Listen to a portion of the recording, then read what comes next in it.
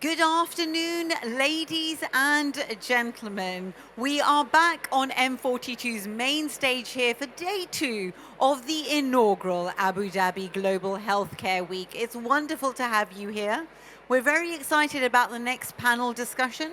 May I urge you to ensure that you look at the latest programs. We have panels, thought-provoking, TED-style health talks, inspirational talks, presentations, and actually opportunities for networking as well. I would say that this event here is really building on the success of Arab Health, and it's allowing us to interact not only with the M42 family based here in Abu Dhabi, our colleagues in Dubai, and also the international experts that have flown in especially for this inaugural Abu Dhabi Global Healthcare Week.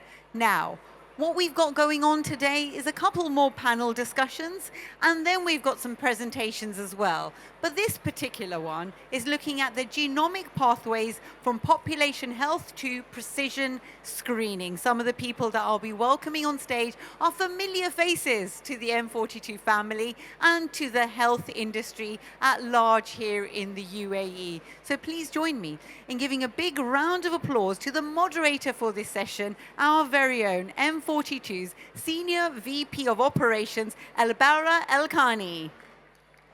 Please do join me on stage, Albara. I'll let you get into position, and if I can encourage my guests, please seat underneath their names. Dr. Sahal Ashraf, who is Mubadala Health Dubai's consultant endocrinologist. Give him a big round of applause. Thank you. Dr. Fawad Khan, who's a program lead, hereditary high risk and cancer survivorships programs, and the Oncology Institute at CCAD. Dr. Fawad, thank you for joining us. Dr. Mohammed El Almeri, the Section Head Studies and Special Projects, Department of Health, Abu Dhabi. Welcome back to the stage, Dr. Mohammed. And Dr. Tiago Magalange, who's the M42's VP of Bioinformatics. Take it away, Albara. Thank you. Good afternoon, everyone. Thank you so much for being part of this exciting panel. I'm trying to be humble here because I really feel this is a very, very important topic and probably groundbreaking in its development and, in my humble opinion again, extremely impactful within the population. So before we get into the questions and our esteemed panelists who can give us really the insights of what they believe this program can do, I think maybe just let me lay the foundation of what the genomic screening program looks like as a concept. So again, we're very fortunate to be sitting on a significant amount of genomic data, over 120 petabytes worth of genomic data, over 60% of the population who have been sequenced at 30x coverage. So the question is, what can we do with this data and empower decisions, improve the benefits of the population through the genomic data? So as a concept, genomic screening bioinformatically. So what this means is that we will be able to identify what we believe to be the most pressing disease burdens within our community, both regionally and internationally. We'll be able to identify the population bioinformatically that are under risk, and then potentially, if feasible, manage these people proactively. That's just looking at sort of the first tranche of how we're going to do things. So on that note, I'd like to maybe pass to Dr. Muhammad from the Department of Health, who can maybe give, from a strategic perspective, what he believes this program can do for Abu Dhabi and the ecosystem. Thank you very much, Albara, and thank you very much, M42, for having me again and again. I really enjoy those talks. With genomics, we can do a lot of things. I always look at it, as I mentioned in the presentation, as the UAE citizen, or let's say population of the UAE's life journey. So we start from premarital, newborn, genomic screening, pharmacogenomics, clinical genomics, and somatic screening as well. But this, the genomic screening by itself is a very, very powerful tool for prevention. And that's the most important part of all of this life journey, because we want to catch diseases before they happen. So if we have that powerful tool, then I think I always say this, and I think I said it last time. I really hope for less patients in our hospitals, but the physicians did not like that last time. But I'm gonna say it again. We really need less patients, and I think with this powerful tool, I think we can reach that milestone. Thank you, Dr. Mohammed. Again, people sort of talk about longevity, right? Living longer. But it's not just about living longer, it's also living healthier. So I think these are two important factors that we've got better healthcare systems to make people live longer, but they are with still chronic diseases and a lot of other issues. So if we can make them live longer and healthier, this is a primary objective of the ecosystem. So Dr. Tiago, from a bioinformatics perspective, how we, just in simple terms, because I know you can go off on a very detailed scientific description, but for our colleagues here in simple terms, how do you describe the way that you're going to take the whole genome sequencing data and analyze it to be able to identify potential diseases? So what we have here is a very unique situation where most of the population of a country is sequenced, right? So 60% or the idea is to sequence everyone, which means that we have a database of all the genetics. Now we know by sometimes hundreds of years what causes diseases, like cystic fibrosis, Huntington. We know what is the exact portion of the DNA that is causing disease. So we go and we match, and then we identify. We identify rare diseases. We identify the risk for cardiac. And so bioinformatically, we have this massive amount of data, use different algorithms, which I can go into detail if you want.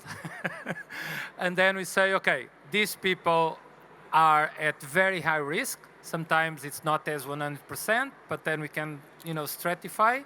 And then clinicians will be able to use that information and do it in what they do. And Dr. Fawad gave already a wonderful presentation of exactly what it means. So we say these people are at risk, and clinicians are able to do it in a precise way with that information, push it forward in different ways, and then people get a much precise care. So it goes in stages here. Thank you, Tiago. Dr. Fawad, it sort of segued nicely for the end of Dr. Tiago's comment there. But how do you see this impacting you within your clinic? Because I think this is really the outcome of how we affect the patient care and journey proactively. That's a great question. It has revolutionized the treatment, the prevention treatment in many ways. So not only for the physician side to offer a more personalized, precision preventative care, but also empowered the patients to make more informed decisions. So just, to throw a couple of examples. So previously we were, taking or doing a risk assessment using the risk assessment models mainly based on the personal and family history. With the genomic information, we are able to have more precise information. So for instance, hereditary breast and ovarian cancer genes, or Lynch syndrome cancer genes, which increases risk of colon, pancreas, uterine cancer. We are able to, because these increase the risk, because these are highly penetrant genes, where patients may be offered preventative surgeries or preventative medication, it will help patients to understand what the risks are and where what the options are. So if they want to opt for surgical options, you can imagine these are quite challenging decisions for patients. Equally, it helps with risk estimations. For instance, if a mother has been diagnosed of, let's say, breast cancer, we know up to 10% could be hereditary. If there is if the patient is or mother is tested positive for, let's say, one of the highly penetrant genes, which explains the breast cancer, and then cascade testing of the children shows that children are negative, they're not at increased risk of that particular cancer. And this is the power of sort of genomic information, where we don't have to unnecessarily put patients or the rest of the family on enhanced screening and preventative options when they're not even at increased risk. Thanks. Thank you, Dr. Fawad. I think I'll comment, post Dr. Suhail's comments on this, but I think this is really powerful, and maybe we'll draw a picture of how this is envisioned from the sort of the journey of this type of program and how it will impact our patients. But Dr. Sahel, as a specialist and endocrinologist, have you seen some real-life examples in your practices where this genomic data has benefited you and your patients? Very interesting question. Afternoon, everybody. It's a delight to be here among this esteemed panel. So from an endocrine perspective, I suppose, Dr. Fawad's talked about cancers. Obviously, cancer is one of the big killers. But I guess the real pandemics of our times are cardiovascular diseases and diabetes. And you go anywhere as a healthcare professional, you see them all over. So from my perspective, to answer the question, yes. I think for us as clinicians, the key is to get the diagnosis right. As long as you can do that, and do that confidently, you can then lay out the treatment options to the patient quite early on in their journey. For example, let's talk about familial hypercholesteremia as an example. Now, cholesterol is a big killer. We all accept that because that's the leading stone to the cardiovascular diseases.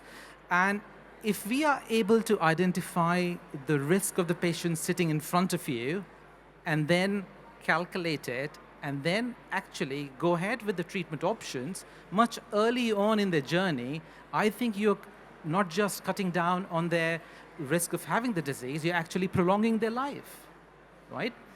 And this is why, the genetic aspect of it is so important. So classically, I see a 25-year-old guy and I see their lipid profile is quite deranged, I'd quite like to go down the route of genetics and figure out what really is going on inside this gentleman's body. And if I find out that he's got a genetic element to it and he's at high risk of having, or he does have a gene for FH, then I'd want to treat him much more aggressively quite early on there in their life in order to decrease his risk of having a cardiovascular event and thereby prolonging his life. And likewise, the same goes with, say, monogenic diabetes. We know it's an autosomal dominant disease. It's not so common. When you see type 1 diabetes is about 7 to 8% in the general population. If you see type 2, it's probably about 85%. So from that perspective, monogenic diabetes is not so common. But the problem is about 5 to 7% of type 1s and type 2s 5 to 7% of monogenic diabetic patients are diagnosed as, or misdiagnosed as type 1 and type 2. And that is a problem. Because if you are monogenic, if you do have monogenic diabetes, then you probably won't need insulin. But if you have a diagnosis of type 1 diabetes, it's a sentence for life, unfortunately. You wake up every morning, you're going to have diabetes. So you're going to be, pushing in insulin day in, day out. But if you are misdiagnosed as type 1 diabetes, but you classically have monogenic diabetes, that's a grave error. And it has happened in our daily, unfortunately, where 20 years down the line, a patient's been diagnosed as type 1 diabetes, and the penny drops. Because when the patient comes through the door and says, my sister got diagnosed with monogenic diabetes, and then you're thinking, I might need to revise my diagnosis. And you have done a degree of, you haven't managed the patient well. And this is where all the genetic aspect of this comes through. And if you have the tools to diagnose the patient correctly, I guess that's it. It's good for you and good for the patient. Thank you, Dr. Sahel. Very comprehensive overview of just a couple of very simple use cases within the clinic that informs a change in therapy and prolonging the potential lifespan of that patient. I think also if we just look at this from a population grade, because while we're talking about use cases within the clinic, we're talking about individuals. But I think what this tool really will bring to the forefront is that we're now able to identify hotspots within an entire population and therefore inform all of our regulations and preventative programs specific to the data that is generated from this type of tool. So if you're able to identify very early on that I have a significant prevalence against global standards of X disease or Y disease, then your prevention schemes will all adopt and be customized to ensure that you're covering that particular disease group. So I think this is not just a tool for identifying people and moving them to the healthcare system for proactive management, but this is also a very important tool for our regulators to inform decisions both on prevention and on the way we do these programs. So I think those are very important. I would like to touch on a topic maybe slightly, not controversial, I wouldn't say it's controversial, but it's to do with polygenic risk scores. So now the program that we're describing here is looking at very pathogenic, actionable variants, well documented, well published. But also there is, a new way of looking at things, of combining all these different risks and identifying, building a polygenic risk score to look at predisposition for diseases. So I know this is one of your sort of pet topics, Tiago, as well. So maybe if you just give us an idea of what a polygenic risk score is and how you feel that this could really be beneficial to our society. Yeah, so that goes to something that is small effects, large numbers, or big effects, small numbers, which is if you have one gene like cystic fibrosis or Huntington, your gene, you have a mutation there, you are sick. And that's 100%. The rest of all your genome can be okay. If that gene is wrong, mutated, you are going to be sick. Polygenic risk scores is telling you maybe it's not a single gene, but a combination of many different genes. And then you're using models that are more complicated and sometimes not even that biological driven in the sense that we don't know exactly the protein that is changing. But if you combine that all information, people are seeing that in low numbers, you can predict risk. Sometimes sometimes biologists and medical doctors hate this because they cannot pinpoint to a specific gene in the cell that is doing something wrong. But the reality of these big numbers are telling you if you calculate the polygenic risk score for cardiovascular, that is telling you that you're going to have a heart problem at this specific age, which then kicks in care, going to the doctor, monitoring, talking maybe to Dr. Fawad more than you'd like to, and so on, because you are then moving into risk and monitoring. But that's about that. Is this PRS, polygenic risk scores, and it's a score because it's kind of condensing a lot of information throughout the genome into a single number. So thank you, Tiago. Since you said that the physicians probably hate this type of thing, we're going to move to Dr. Fawad to ask him a question. Some physicians. Biologists like me kind of do not really like it because there is no biological thing they can pinpoint on. So Dr.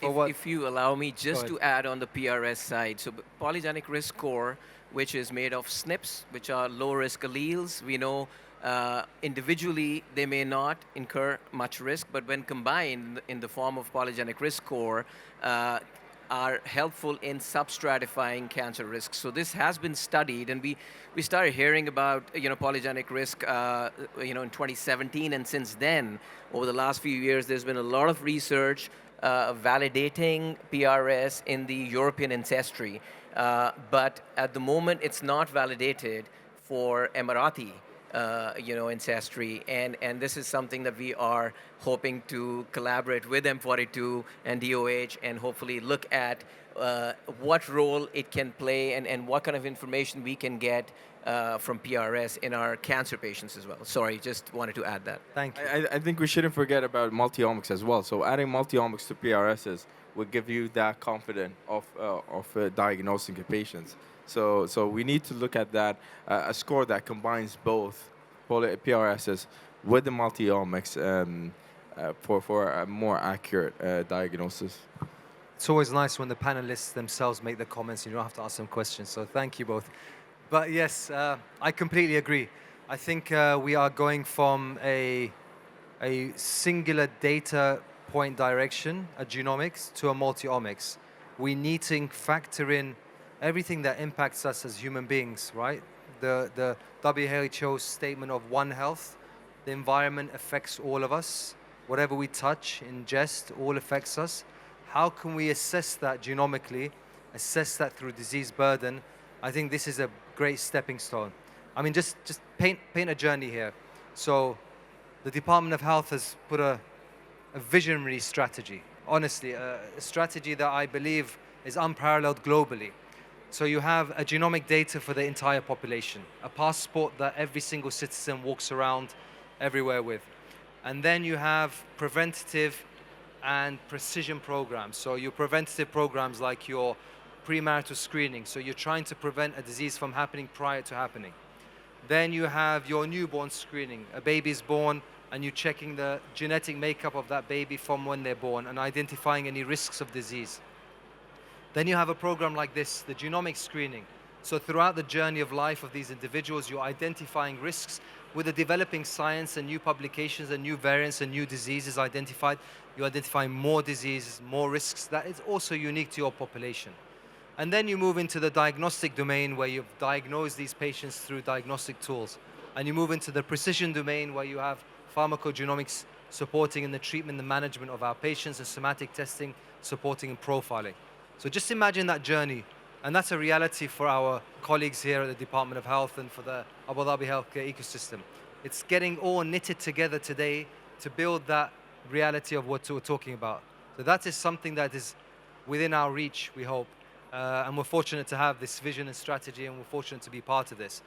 So maybe I'll just leave on the final comment, maybe Dr. Muhammad, just to see how the Department of Health and yourself sees that this could even progress to maybe phase 2 or phase 3 if we launch this program in a later date. Exactly. So we have the Abu Dhabi Genome Oasis strategy, and we have the life science strategy as well. So we don't want to stop there. Yes, prevention is amazing. This is a very huge program. However, we want to also focus on the gene therapies of those diseases, on drug discovery from the genome database that we have. So we're trying to look at it from all different aspects. So inshallah, very soon within, I'm not gonna say 20 years. Let's hope for 10 years, we'd have everything established here. We have the full ecosystem here in Abu Dhabi, inshallah, and we'll see what you were talking about, the longevity part. Inshallah, we'll see our population living longer, but healthier as well. I think. On that positive note, I'd just like to thank our esteemed panelists and the audience for being patient and listening. Thank you all. Have a good day.